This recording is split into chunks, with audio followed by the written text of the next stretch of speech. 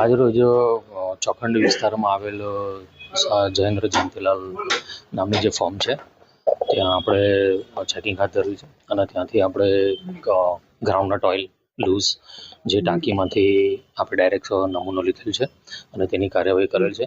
અને તેમને ત્યાં ઇન્સ્પેક્શન કરતાં આપણાને તેઓને પૂછતા તેઓ જણાવ્યું કે તેમને જે રીપેકિંગ કરી અને જે બિઝનેસ કરવાનો છે તેઓ લોકોએ કાર્યવાહી કરી દીધેલ છે અને તેમના લેબલને પણ પ્રોવિઝન એમના તૈયારીમાં રાખ્યા છે.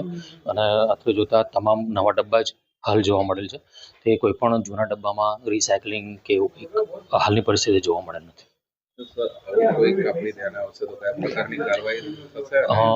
અગાઉ પણ એમને એસોસિએશને બોલાવીને આપણે મિટિંગ કરાવેલી અને તેમાં જણાવેલ કે તેમને લાયસન્સ જે છે એ રીપેકિંગ કરાવી અને તેમના લેબલ આધારે જ પેકિંગ કરી અને સ્ટીકર લગાવી અને સેલ કરવાનું.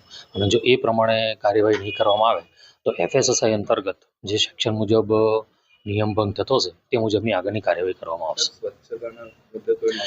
સ્વચ્છતા અંગે આપણે એમને શેડ્યુલ 4ની નોટિસ પણ ઇસ્યુ કરીશું અને તેની એમને સમય પણ આપીશું અને તે સમય દરમિયાન જો એમને પાલન નહીં કરે તો તે અંતર્ગત પણ કાર્યવાહી કરવાની ખાતરી આપીશું.